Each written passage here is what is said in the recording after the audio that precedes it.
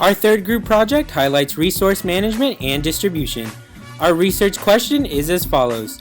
What connections can be made between the 1930s and 1960s and today in terms of how resources are stored, distributed, and valued? How did engineers help influence federal and state policy towards resource distribution? We will be basing our research on the storage, distribution, and values of natural gas, specifically in Texas. Why, you may ask? Because it is a growing energy source with a modern increase in dependency as it is used in more homes. The state of Texas holds 23% of the nation's natural gas reserves. Connections between the 1930s and 1960s and today can be made in terms of natural gas in Texas to further understand and highlight the importance of transportation, financial stability, storage, distribution technology, and influential policy on the use and effectiveness of resources. According to the American Public Gas Association, natural gas currently supplies more than half of the energy consumed by residential and commercial customers. The purpose of natural gas storage is primarily to meet seasonal demand, but where do we store all of this gas?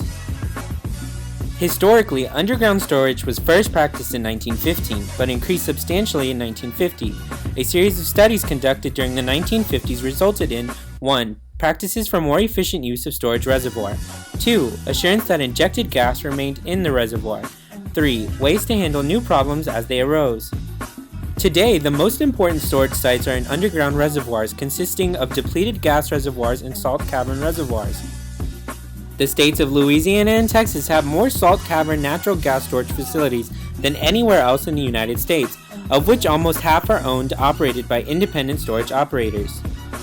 Since the emergence of natural gas pipelines in the late 19th century, innovations in distribution, urban planning, and manufacturing have spurred the production of pipeline in urban areas. As of 2009, there were 2 million miles of small diameter distribution pipes in the United States, enough to travel from LA to New York and back over 400 times. Natural gas is first processed and cleaned before going through thousands of miles of pipes before reaching a city. From these points of distribution, aka city gates, local utilities control how the gas is pressurized, priced, and distributed to the individual homes. Because local utilities or governments own the only city gates, a natural monopoly is formed.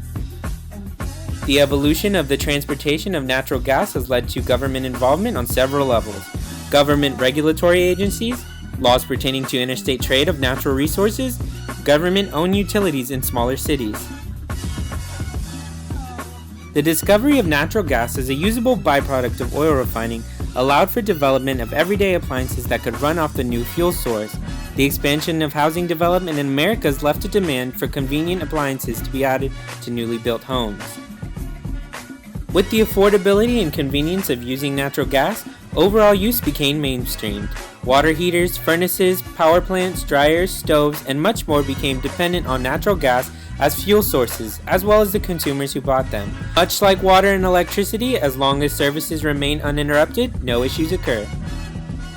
Future projections show a growing demand for natural gas over the next 20 years. The automobile industry is still in the process of creating a successful line of cars that run off of natural gas. The low carbon emissions are preferred over current gas and diesel emissions of today, as well as the much lower cost of producing natural gas would greatly benefit the economy. Wartime greatly influenced the production of natural gas in Texas. During World War II, American exports to Europe fell drastically, which led to the Railroad Commission reducing allowables and increasing shutdown days. In 1947, as soon as World War II ended, so did the federal regulation of natural gas, ensuing a large surge of drilling. Increased pursuit and discovery of natural gas retarded exploration in areas that did not seem to have the promise of large oil reserves. Southwest Texas was especially affected.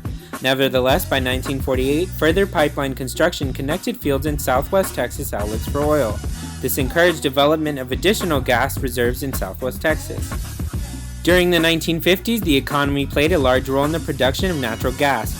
While the gas reserves of Texas were enhanced with the discovery of 9 new gas fields, the sustainment of these fields were negatively affected by rising costs and increasing volume of cheap foreign products. This led to a decrease in domestic demand of gas in Texan gas production. From the 1930s to the 1960s, natural gas was a growing energy source, especially in Texas due to its abundance. Now that natural gas could be transported, it became a viable source of energy in homes and for industrial use because of its low price. Most of the usage was industrial. However, homes did use natural gas for heating and cooking. It wasn't until the Natural Gas Act of 1938 that prices for natural gas became regulated. The act gave the Federal Power Commission the ability to regulate prices, cutting out pipeline companies who previously sold to distributors. In Texas, price regulation is enforced by the Texas Railroad Commission. A similar system still exists today. Although the price of natural gas is about 30 times greater than it was in the 1930s, over the past few years the price has been relatively low compared to the 2000s. Natural gas is being more widely used in homes, industry, and power generation, which has led to a large increase in the value of the resource. Now let's look back at all what we've covered. Connections and storage were based on the underground reservoirs, which started being used in 1915, but grew in popularity over time. Distribution connections began the comparison of technology, which focuses on the modern pipelines, and the pipelines have ultimately led to more government involvement. Engineers brought in interest from policy at this point. The value of natural gas over time has changed dramatically because it is regulated differently as well as more widely used. In conclusion, connections between the 1930s and 1960s and today in terms of natural gas in Texas can be made based on the change and evolution of technology over time, and how this affected the government involvement and value increase. The price of natural gas is much higher because it is more widely used due to the introduction of technology and effective policy that makes it all possible.